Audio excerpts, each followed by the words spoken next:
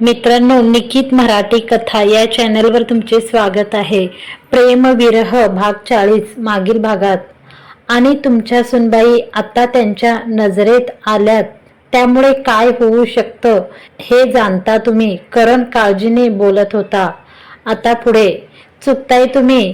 करण, तुम्हाला स्वतःवर विश्वास नाही की आमच्यावर? दादा त्याच्याकडे रोखून पाहत, दादा असं का बोलताय? तुमच्यावर विश्वास नाही असं आम्ही म्हटलो तरी का? आम्ही नेहमी सांगत असतो सकारात्मक विचार करा. त्या दोघी बायकांना तुम्ही तुमच्या बायकोपेक्षा जास्त महत्त्व देताय असं नाही वाटत का तुम्हाला? त्यांच्या वाईट कृत्याकडे तुमचं लक्ष गेलं, पण तुमच्या बायकोने पण त्यांना मात देऊन चांगलंच काम केलंय. यासाठी तुम्ही त्यांचं कौतुक करायला हवं. त्याच्या मनात राजकारणाविषयी भीतीपेक्षा विश्वास निर्माण होऊ द्या की. वाईट गोष्टीसाठी राजकारण होतच ना, मग त्यांना चांगल्या गोष्टीसाठी करू द्या. हरकत काय आहे? आणि आपण आहोतच की. उगीच दुसऱ्यांच्या वाईट विचाराला मोठं करण्यापेक्षा आपण आपल्या चांगल्या कामाकडे पाहूया ना. तुम्हाला तुमच्या कामात सुनबाईंची मदत होत असेल तर उत्तमच आहे की. असंही बायकांची विचार करण्याची आणि निर्णय घेण्याची क्षमता कोण्या राजकारणालाही लाजवेल इतकी तल्लख असते. आता त्याचा वापर आपण कोणत्या चांगल्या गोष्टी घडवण्यासाठी करू शकतो हे पाहूया ना. माझ्या मते सुनबाईमध्ये देखील ती विचारसरणी आहे याचा प्रत्यय आलाच काल आपल्याला. त्यांचे विचार आणि आपली ताकद हे उत्तम समीकरण भविष्यात बनू शकतं. दादा आपले विचार मांडून करणचा चेहरा पाहत बसून राहिले. दादा, आम्हाला पटते तुमचं म्हणणं. आम्ही तिला मागे खेचत नाही आहोत. आम्हाला काळजी वाटली म्हणून त्या भरात बोलून गेलो. पुढचे काही दिवस आम्ही शेखर इथे नसणार आहोत.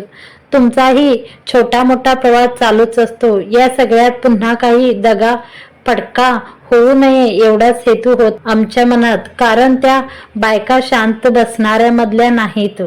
करण काळजीने दादांना पाहत, बरोबर आहे तुमचं. याकडे दुर्लक्ष करून चालणार नाही.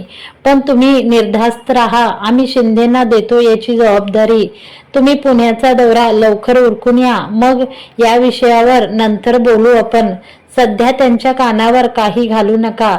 आधी त्यांच्या मनाचं कौल कळू द्या, मग बघू पुढे. दादा काही विचार करत, पळा करणराजे पळा. आज खरंच तुमच्या होम मिनिस्टर हातात जळकं लाकूड घेऊन बसल्या असतील म्हणून बोलण्याच्या आधी विचार करा.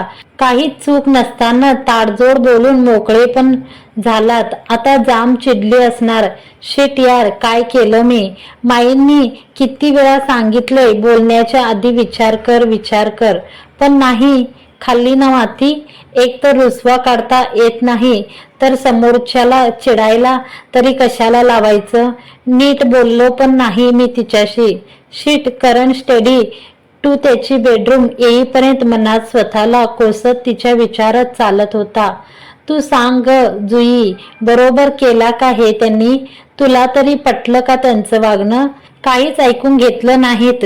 चिडले की कळतच नाही कसं बोलायचं त्यांच्याशी. क्षणात असे वागतात तर क्षणात तसे. खुशी एकटीच आपल्या बेडरूमच्या गच्चीत खाली पाटावर बसून समोर 2 गुलाबाची रोपटी घेऊन नुकत्याच रुजलेल्या जाई जुईच्या वेलीशी बोलत होती. कुणाशी बोलते ही? करण रूम मध्ये आला तसा आवाजाच्या दिशेने गेला. पाहिलं तर ती मस्त पदर कमरेला खोचून पाटावर बसली होती. हातात पाण्याचा स्प्रे घेऊन वेलीवर शिंपडत एकटीच त्या झाडांशी बोलत होती. ही यांच्याशी बोलते? अजबच रसायन आहे हे.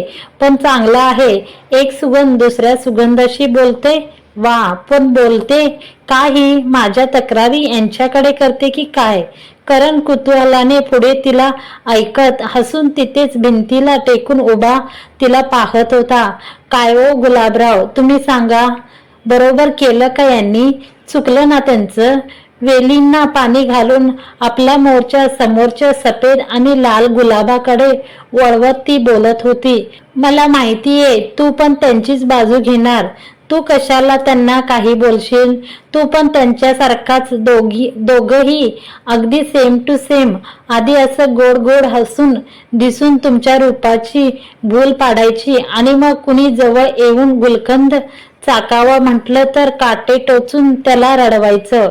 असंच करतोस तू पण. आणि ते पण आज रडायचं नाही ठरवलं होतं ना? मग कशाला रडवलं त्यांनी जाताना? रोपट लावता लावता कधी हसून कधी रडून रुसून मनातल्या सगळ्या भावना त्याच्या मुळाशी रुजवत त्याला लावत बोलत होती. मागे उभा करण पण हळवा होऊन तिला ऐकत होता. शी इज मॅड. मलाही वेड लावणार आहे की एक दिवस. तिचा तो वेडेपणा पाहून आणि ऐकून बोलायला शब्दच उरले नव्हते त्याच्याजवळ. जाऊ ना हिला सोडून इथे. माझं मन का मानत नाहीये पण. तिची ती अर्थात पाहून मनात विचार करत तिला पाठमोरी पाहत होता. वर ठेवलेला पाण्याचा स्प्रे घ्यायला ती उठून गेली तसा तो तिच्या जाग्यावर येऊन बसला. तिने लावलेल्या रोपट्याला पुन्हा थोडी माती घालत हाताने ते घट रुजवू लागला. हे कधी आले? स्प्रे घेऊन ती मागे वळली तसं समोर त्याला पाहून मनातच पुटपुटली. यांनी ऐकलं असेल का माझं बोलणं? नको नको, यांनी ऐकलेला नसू दे, नाही तर वेडी समजतील मला. तिचं ते झाडाशी बोलणं त्याला कितपत पटेल तिला शंकाच होती. पण शेवटी त्याचाही हात लागलाच त्या रोपट्याला. ते पाहून मनातून खुश होऊन त्याला पाहत होती. त्याला पाहताना मगाशी तो ताडताड बोलण्याची जाणीव झाली तसं डोळ्यात पाणी तरळलं. त्याला दिसू नये म्हणून डोळ्यांच्या पापण्या जोरजोरात फटकावत त्याला पाणी मागे परतावून लावलं आणि हातातला स्प्रे खाली त्याच्यापाशी ठेवत काही न बोलता जायला निघाली. थांब ना, त्यांनी मागून हात पकडला. तिला थांबवलं तसं तिने वळून एक नजर त्याला पाहिलं. त्यांनी नजरेने तिला खुणवलं. त्याच्या शेजारी बसून ते रोपटं लावण्याचा इशारा केला. मनातून तिलाही हेच हवं होतं. आता तो स्वतःहून म्हणतोय तर नाही कशाला म्हणा. जास्त ओढेवेढे न घेता तीही शांतपणे त्याच्या बाजूला येऊन बसली. एकमेकांशी काही न बोलता नजरेचा खेळ करत दुसरा गुलाब दोघांनी मिळून रुजवला. रोप लावून झालं तसं ती तिथून उठली आणि हात स्वच्छ केला. बोलत का नाही ही? तोही मनात बडबडत तिच्या मागे उठला. ती जसं जसं करेल तसं तसं करत तो ती पण तिच्या मागे मागे फिरत होता. ती शांतपणे त्याच्याकडे दुर्लक्ष करत तिचं काम करत होती. ते डबे माईने पाठवलेत, तिथे ठेवलेत, ते घ्या आणि ठेवा तुमच्या बॅगमध्ये. समोर ठेवलेले डबे त्याला दाखवत ती. तू ठेव ना, मला का दाखवते? सगळी बॅग तर तूच भरलीस ना, ते पण ठेवायचं ना, तिथेच तर आहेत बॅग. तो तिच्या समोर येत, काही नको, पुन्हा वडा खायची इच्छा नाहीये माझी. न विचारता हात कसा लावणार ना तुमच्या वस्तूला? ती हळवी होऊन पाठमोरी होत म्हणाली. Khushi, don't misunderstand. I did not mean that. तू असं तोडून नको ना बोलू. I am sorry. मघाशी मी खूप बोललो. तुझं काहीच ऐकून नाही घेतलं. तुला बोलू पण नाही दिलं. तू सांगितलं होतं दादांना, पण मी काही ऐकूनच नाही घेतलं. उगाच दुखवलं तुला. पण त्यामागे तुझी काळजी होती म्हणून मी. करण तिला मागून मिठीत घेत तिच्या कानाशी बोलत होता. सगळं समजून घेईन, फक्त तुम्ही सोबत असाल तर. नका ना करू असं. खूप एकटं करतो तुमचा हा अबोला मला. तुम्हाला मला जेवढं रागवायचं वरडायचं तेवढं सगळं करा, पण अबोला नका धरू. काही सुचत नाही मला. आज असेच निघून जाणार होतात तुम्ही माझ्याशी न बोलता, पण हा अबोला नसता सहन झाला. ती रडत रडत त्याची मिठी घट करत बोलत होती. नाही करणार असं, पण काय करू, असाच आहे तुझा हा काटेरी गुलाबराव. त्याला असं सहन करावं लागेल तुला. तो मिठीत तिला उचलून घेत खट्याळपणे, काय काय म्हणालात तुम्ही? त्यांनी उचलून घेतलं तसं त्याच्या चेहऱ्यासमोर येत आश्चर्याने ती त्याला पाहून. हेच, तू केव्हाही येऊ शकते जवळ या गुलाबरावाकडे गुलकंद चाकायला. आम्ही नाही म्हणणार नाही. तो तिच्या गालावर ओठ टेकवत, खाली सोडा मला, सोडा ना. शी बाई, तुम्ही का ऐकलं सगळं? माझं सिक्रेट होतं ना ते. असं दुसऱ्यांच्या गप्पा चोरून ऐकणं शोभतं का तुम्हाला? ती आट्या पाडून त्याला पाहून दुसऱ्यांच्या कुठे ऐकल्या. एक माझी बायको होती आणि दुसरं तर मीच होतो ना तिथे. हो ना. तो तिच्या दुसऱ्या गालावर ओठ टेकवत, करण मामा सोल ना तिला. तू हिला का गोदी घेतलं. शेजारून आवाज आला तसं दोघं आवाजाच्या दिशेने पाहू लागले. आर्या बेडवर उभी राहून दोघांना पाहत होती. दोघांनी घाबरून एकमेकांना पाहिलं आणि गडबडून एकमेकांभोवतीचे हात सोडले. त्यांनी सोडलं तशी खुशी अडकळत खाली उभी राहिली. सांगत होते ना सोडा म्हणून, ऐकत का नाही. काय वाटेल तिला. खुशी डोळे मोठे करून त्याला दाखवत, मला काय माहिती येईल. नेक्स्ट टाइम येताना नो डिस्टर्बचा बोर्ड लावून घेईन दारावर, नाहीतर आतून कुलूप लावूया, चालेल. अहो काहीही काय. ती आर्याकडे इशारा करून त्याला शांत बसवत खाली पळून गेली. करण मामा त्याचं तिच्याकडे लक्ष नाही पाहून तिने पुन्हा आवाज दिला. हा काय काय काय झालं. तू का आली होती इथे. चल आपण खाली जाऊया. करण तिच्या जवळ येत, तू तिला का गोदी घेतलं. आर्याची गाडी पुन्हा त्या ट्रॅकवर येत, ते तिला हॅपी करायचं होतं ना म्हणून.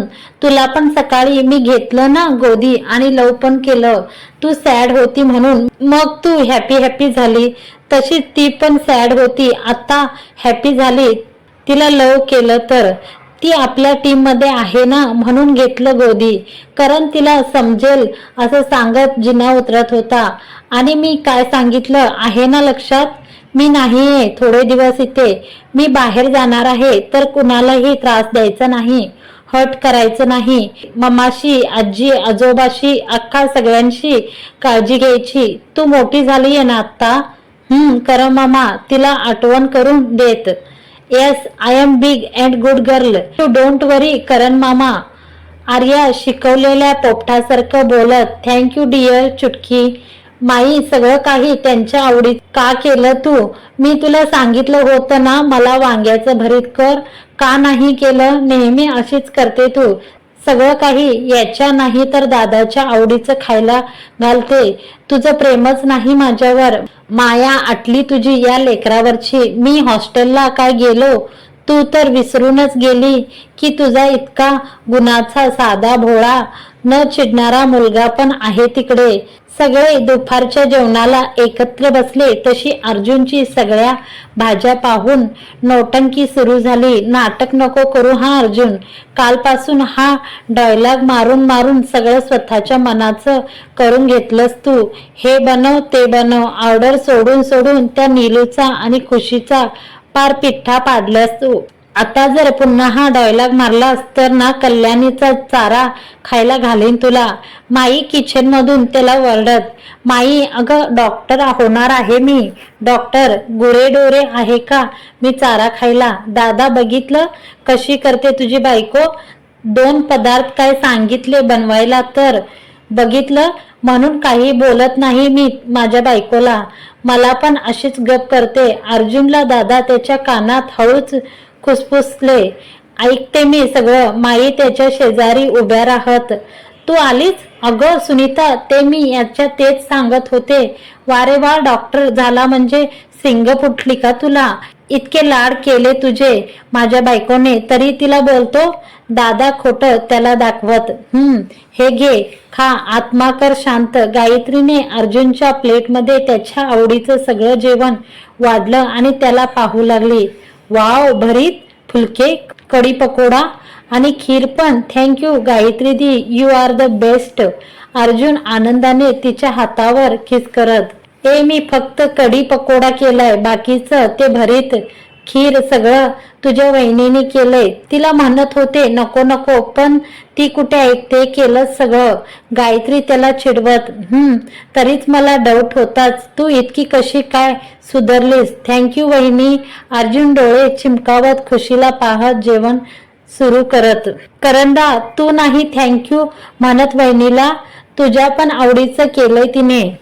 खुशी करणला वाढून त्याच्या शेजारी उभी राहिली. तसं दोघांना एक नजर पाहत गायत्रीने करणला चिडवत विचारलं, दोघांचा अबोला गेला का नाही देखील चेक करायचं होतं ना तिला.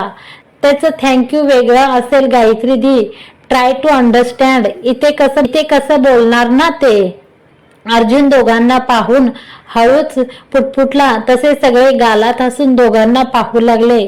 करणने एक नजर ताटावर फिरवत तिला पाहिलं, तशीच नजर अर्जुनकडे वळवली. थँक्यू, तो प्रेमाने तिला हसून म्हणाला. तशी ती लाजून त्याला पाहत समोर एक नजर सगळ्यांना पाहून पटकन त्याच्या शेजारच्या खुर्चीत जेवायला बसली.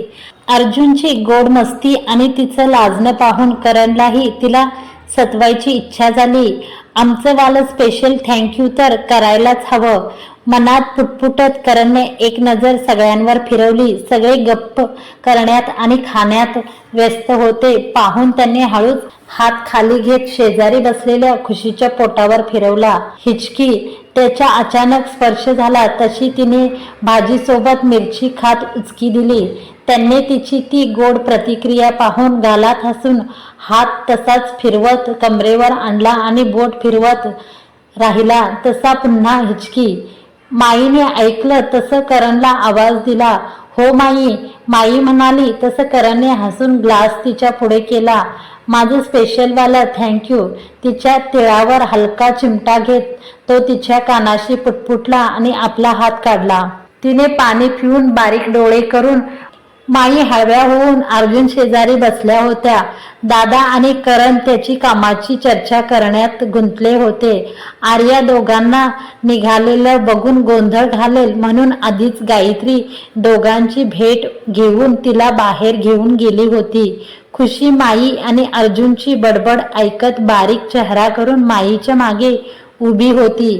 रंजका, आता तुझ्या मैत्रिणी आणि महिला मंडळ बस झालं. गुडघे दुखतात ना, आता आराम करत जा आणि ती बेल्ट दिले लावायला तो लावत जा. मी फोन करेन अधूनमधून विचारायला. माई, तू पण काळजी घे तुझी. आता तुझी सून आलीये, तू मस्त आराम कर आणि असं खुर्चीत बसून ऑर्डर सोड फक्त. काय वहिनी, बरोबर ना? अर्जुन दोघींना सूचना करत खुशीकडे पाहत म्हणाला. तसं तिने हसून मान ढोलावली. वहिनी, तिच्या चेहरा पाहून अर्जुन तिच्या शेजारी येऊन उभा राहिला. काय? ती हसून त्याला पाहत. Miss you so much. तू फोन कर हा मला. याला नाही केलं तरी चालेल. मला करत जा. काही बोलावंसं वाटलं तर कधीही फोन कर. मी नेहमी असेल. हॉस्टेलला गेल्यावर व्हिडिओ कॉल करेन मी तुला. माझ्या फ्रेंड्सला भेटायचं तुला. माझे सगळे सिक्रेट पण शेअर करायचे आहेत. सांगू नको हा याला. आणि तू माझ्या टीम मध्ये आहे हे पण विसरू नको. अर्जुन तिच्या कानाशी बडबडत होता तशी ती फक्त हुंकार भरत त्याला प्रतिसाद देत गलबलून पाहत होती. अर्जुन, तुझी पॅकिंग झाली ना सगळी? शेखर पोहोचेल अर्ध्या तासात. निघायचं आपल्याला. करण अर्जुनला आठवण करून देत. हो, सगळं रेडी आहे. आला की निघू. अर्जुन समोर त्याला पाहून मी पण आलेच. करण निघायचं म्हणाला तशी तिची चलबिजल वाढली. करणला सांगून ती शांतपणे वर निघून गेली. वहिनी साहेब, आत येऊ? बाहेरून गुणाजीचा आवाज आला तशी खुशी बाहेर आली. हा गुणू दादा, काय झालं? ते सामान घ्यायला आलो होतो. गाडीत ठेवायचं ना? गुणाजी बॅग उचलून घेत. अरे गुणाजी, माझे बॅग मागे डिक्कीत खाली ठेव.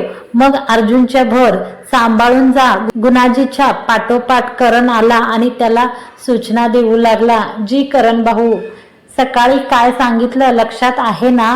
लॉकरमध्ये कॅश ठेवलीये. पासवर्ड पण सांगितलंय.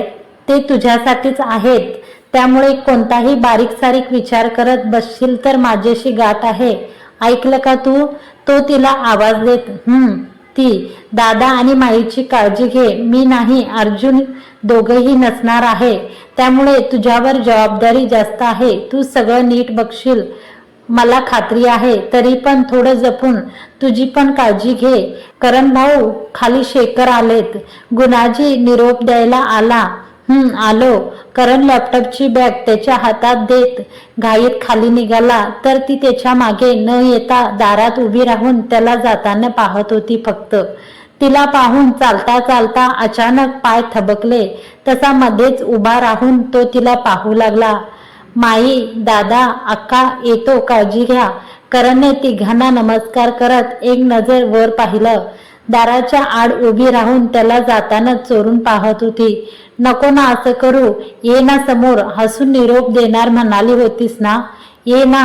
जड पावलांनी तिला साथ घालत तो दाराकडे वळला आणि बाहेर पडला. करण भाऊ निघायचं? शेखर ड्रायव्हिंग सीटवर येत आवाज देत. चल चल तर म्हणाला, पण जशी गाडी सुरू झाली तशी मनाची धाकधूक वाढली.